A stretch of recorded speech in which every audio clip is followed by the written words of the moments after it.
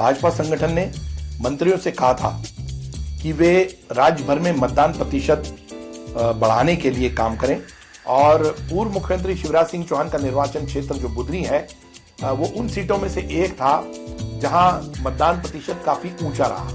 हालांकि यह इशारा साफ है कि मतभेद संगठन में कुछ बदलाव होने हैं। नमस्कार, आपका एक बार फिर से स्वागत है। लोकसभा चुनाव के दौरान राज्य के कई मंत्री मतदाताओं को अपने विधानसभा क्षेत्रों के मतदान केंद्रों तक उस तरह से ले जाने में विफल रहे जैसे कि उनसे उम्मीद की गई थी। भाजपा संगठन ने मंत्रियों से कहा था कि वे राज्य भर में मतदान प्रतिशत बढ़ाने के लिए काम करें, लेकिन वे अपने जो मंत्री हैं वे अपने विधानसभा क्षेत्रों में ही मतदान का प्रतिशत नहीं बढ़ा सके। अब मिसाल के तौर पर उप मुख्यमंत्री राजेंद्र शुक्ल और 8 अन्य मंत्रियों के विधानसभा क्षेत्रों में अगर नजर डालें तो यहां मतदान प्रतिशत 60% से नीचे रहा है, जो कि अपेक्षा से काफी कम है। जिन मंत्रियों के निर्वाचन क्षेत्रों में मतदान प्रतिशत बहुत कम रहा उनमें शामिल हैं पीडब्ल्यूडी मंत्री राकेश सिंह, इंदल सिंह कंसाना, प्रद्युम्न सिंह तोमर, धर्मेंद्र लोधी, लाखन पटेल, राकेश शुक्ला, राधा सिंह, यहां तक कि दिलीप अहिरवार ये भी शामिल हैं। अहिरवार के विधानसभा क्षेत्र में मतदान का प्रतिशत सबसे कम 50.15% रहा। लेकिन कुछ मंत्री ऐसे हैं जहां पे अच्छा वोटिंग परसेंटेज आया, जैसे करण सिंह वर्मा के निर्वाचन क्षेत्र इछावर में सबसे ज्यादा वोटिंग परसेंटेज दर्ज हुआ और इनका वोटिंग परसेंट 80.27% रहा। एक अन्य उप मुख्यमंत्री जगदीश देवड़ा के निर्वाचन क्षेत्र, जो उनका निर्वाचन क्षेत्र मल्हारगढ़ था, उसमें 78.1% मतदान दर्ज किया गया।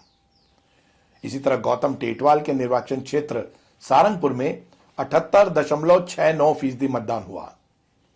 नारायण पवार जो है मंत्री, उनके निर्वाचन क्षेत्र ब्यावरा में 75.92% मतदान दर्ज किया गया। ये काफी अपेक्षा से ठीक था। इंदर सिंह परमार, उनके निर्वाचन क्षेत्र शुजालपुर में 75.73% मतदान हुआ। और दूसरी ओर पेटलावद में जो झाबुआ की सीट है उसमें 75.02% मतदान दर्ज किया गया, जहां से निर्मला भूरिया चुनाव जीतकर आई हैं। एक और संपतिया उइके जो मंत्री हैं, उनके निर्वाचन क्षेत्र मंडला में 72.95% मतदान हुआ। रतलाम से चेतन कश्यप के निर्वाचन क्षेत्र में 71.34% वोट पड़े हैं। अब बात करते हैं मुख्यमंत्री के इलाके में। उज्जैन, जहां से मुख्यमंत्री मोहन यादव आते हैं, वहां 67.31% मतदान हुआ है।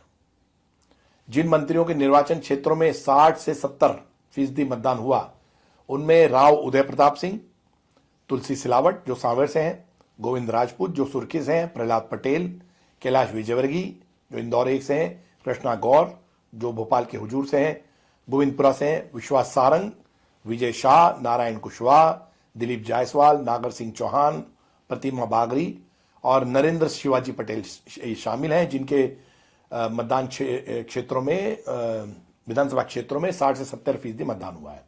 बुधनी समेत 9 विधानसभा सीटों पर 80% मतदान हुआ है। राज्य में सबसे ज्यादा मतदान 84.37% हुआ, जो सैलाना विधानसभा क्षेत्र में, जो रतलाम की सैलाना विधानसभा क्षेत्र है, उसमें दर्ज किया गया। यहां से भारत आदिवासी पार्टी के विधायक कमलेश डोडियार चुने गए थे। और पूर्व मुख्यमंत्री शिवराज सिंह चौहान का निर्वाचन क्षेत्र जो बुधनी है वो उन सीटों में से एक था जहां मतदान प्रतिशत काफी ऊंचा रहा और यहां पे आशा की गई थी कि जो विदिशा लोकसभा सीट के अंतर्गत आता है वहां मतदान प्रतिशत अच्छा रहेगा, क्योंकि बुधनी में 81.54% मतदान दर्ज किया गया। इस तरह छिंदवाड़ा जिले के अमरवाड़ा, जुन्नार देव, सौंसर, पांडुरना, चौराई ये विधानसभा सीटें हैं और रतलाम ग्रामीण जो ये जितनी भी विधानसभा क्षेत्र हैं, तो यहां मतदान प्रतिशत बहुत अधिक दर्ज किया गया, जो काफी आशा से अनुरूप था। बीजेपी में जानकर बताते हैं कि अपने पिछले मध्य प्रदेश दौरे में केंद्रीय मंत्री अमित शाह और बीजेपी के राष्ट्रीय अध्यक्ष जेपी नड्डा ने इस बात का इशारा किया था कि कम मतदान वाले क्षेत्रों में वहां के स्थानीय विधायक जिम्मेदार होंगे। अब इंतजार है कि पार्टी कम वोटिंग वाले इलाकों में क्या फैसला करती है और उन नेताओं के खिलाफ अगर कोई कदम उठाना है तो किस तरह से उठाती है। लेकिन एक तरह से ये एक इशारा था कि अपने अपने क्षेत्र में जितने नेता हैं वो मतदान बढ़वाएं, लोगों को जागरूक करें, उनको ज़्यादा से ज़्यादा वोट डालने के लिए प्रेरित करें। और ऐसा उन्होंने पिछले विधानसभा चुनाव के दौरान भी किया था, जब महिलाओं ने बढ़ चढ़कर मतदान किया था। लेकिन ये देखा गया कि इस बार महिलाओं का भी मतदान प्रतिशत काफी कम रहा। तो बीजेपी संगठन इस पूरे लोकसभा चुनाव में जितने आंकड़े हैं उनका आकलन कर रहा है और ये जानने की कोशिश कर रहा है कि किन किन विधानसभा क्षेत्रों में मतदान कम हुआ है और उसकी क्या वजह रही है। हालांकि ये इशारा साफ है कि मध्य प्रदेश संगठन में कुछ बदलाव होने हैं।